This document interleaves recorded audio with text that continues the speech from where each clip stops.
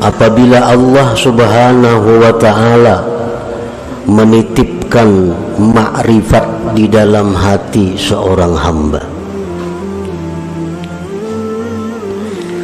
maka pastilah nampak bekas-bekas ma'rifat itu di atas anggota-anggota tubuh si hamba itu. Apabila Allah memberikan cahaya ma'rifah ke dalam hati kita, maka bekas atau alamat tanda ma'rifat yang ada di dalam hati itu nampak di seluruh zahir tubuh kita. Artinya mata, telinga, tangan, kaki, seluruh anggota tubuh nampaklah tanda-tanda orang yang di dalam hatinya itu diberikan Allah ma'rifat tadi. Maka bermula anggota-anggota, perbuatan anggota-anggota mengikuti bagi keadaan hati. Perilaku seseorang artinya mengikuti keadaan hatinya. Nah, apabila hati seseorang itu ma'rifat billah, maka anggotanya pun mencerminkan sikap orang yang ma'rifat billah. Apabila di dalam hatinya itu ada al-jahlu billah, jahil dengan Allah, maka gerak-geriknya, tingkah laku tutur katanya pun tidak jauh daripada orang yang jahil dengan Allah. Famanidda'a al-ma'rifata wa lam tazhar atharuha 'alal jawarih fahuwa kadzibun fi da'waha.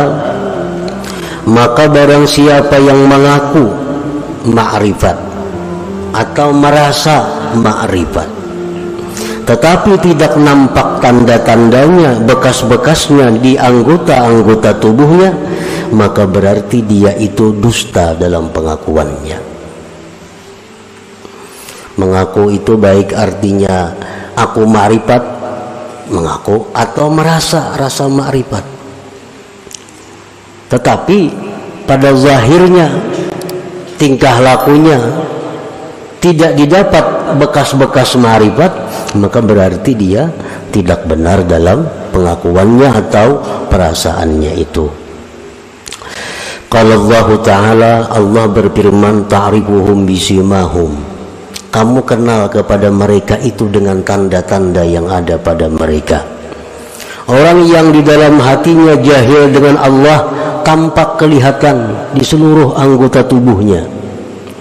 Begitu pula orang yang ma'rifat dengan Allah tampak tandanya di dalam zahir anggota tubuhnya. Imam Ahmad Ibnu Athaillah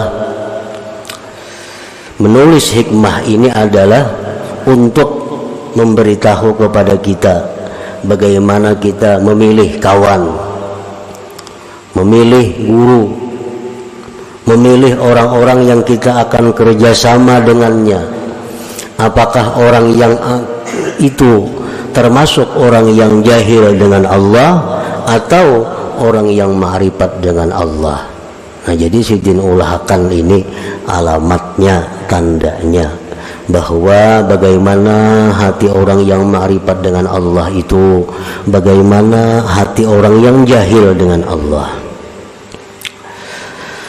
Famin atharil ma'rifatil lati yustadallu biha, setelah daripada bekas ma'rifat, tanda, artinya tanda ma'rifat yang bisa dijadikan dalil dengan ma'rifat itu kepada seseorang, isarul akhirah ala dunia, utamakan akhirat atas dunia. Artinya bukan membuang dunia, bukan kada menghiraukan dunia, tetapi orang yang ma'rifat itu mau bisa berurusan dunia, tetapinya mereka itu tetap mengutamakan akhirat.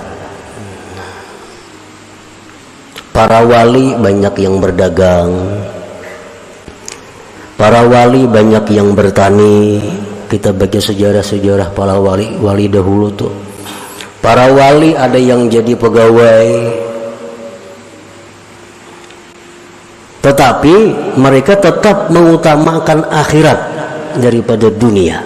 Nah, itu salah satu tanda. Karena mereka orang yang ma'rifat dengan Allah itu meyakini sekali bahwa akhirat itu lebih baik daripada dunia. Nah, baiknya akhirat dari dunia itu bukan berarti harus kita tinggalkan dunia, bukan. Tetapi baiknya akhirat dari dunia itu agar kita utamakan akhirat daripada dunia. Jadi orang-orang yang ma'rifat dengan Allah itu, apapun status pekerjaannya,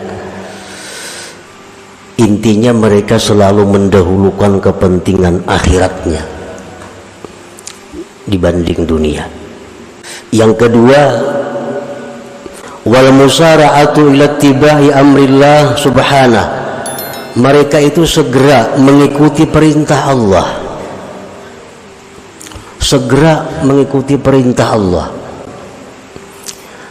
Antara lain adalah, apakah orang yang ma'rifat itu mau berbuat dosa? Imam Junaid al-Baghdadi pernah ditanya orang, ujar orang kepada Imam Junaid, ayaznil arifu, orang yang ma'rifat kepada Allah itu maukah dia berzina? Imam Junaid Baghdadi menjawab, wa kana amrullah qadaran maqdura. Kalau itu memang takdir Allah demikian, bisa saja terjadi. Nah, artinya orang yang arif itu bukan nabi. Orang yang arif itu bukan maksum dari dosa. Mereka mau berbuat dosa, tetapi begitu mereka berbuat dosa, mereka cepat, musara'ah, cepat kembali kepada Allah. Itu bedanya antara orang yang arif dengan tidak arif. Begitu mereka berbuat dosa, mereka musara'ah, mereka segera kembali kepada Allah, segera tobat kepada Allah. Makanya orang-orang arif itu disebut mahfuz. Nah, mahfuz itu bukan terpelihara dari dosa, tetapi terpelihara dari israr, mengekali dosa. Kalau mengekali dosa kada mau orang arif itu. Tapi kalau berbuat dosa mau. Nah, kalau hendak melihat keagungan, kebesaran Tuhan, maka lihatlah kehinaan diri kita. Di situ akan nampak bagaimana agungnya Allah Subhanahu wa ta'ala. Nah, jadi itu sebenarnya isyarah daripada mana arafa nafsah arafa rabbah. Orang yang mengenal dirinya itu hina, maka dia akan keluar cermin Allah itu maha mulia. Orang yang melihat dirinya ini fakir miskin, dia akan melihat di cermin itu bagaimana kayanya Allah Subhanahu wa ta'ala. Nah, itulah yang ditunjuk oleh bagian kedua daripada hikmah yang ke-105 ini. Jadi sebagaimana Allah menyembunyikan kebesarannya di dalam diri walinya dengan nampaknya sifat-sifat kemanusiaan pada diri si wali, dan Allah memperlihatkan keagungannya, kekayaannya pada kehinaan dan kefakiran hambanya itu. Begitu kita lihat orang fakir, kita langsung ingat kayanya Allah. Melihat lemahnya manusia, kita langsung ingat kuatnya Allah. Kita melihat hinanya manusia, kita ingat mulianya Allah Subhanahu wa ta'ala.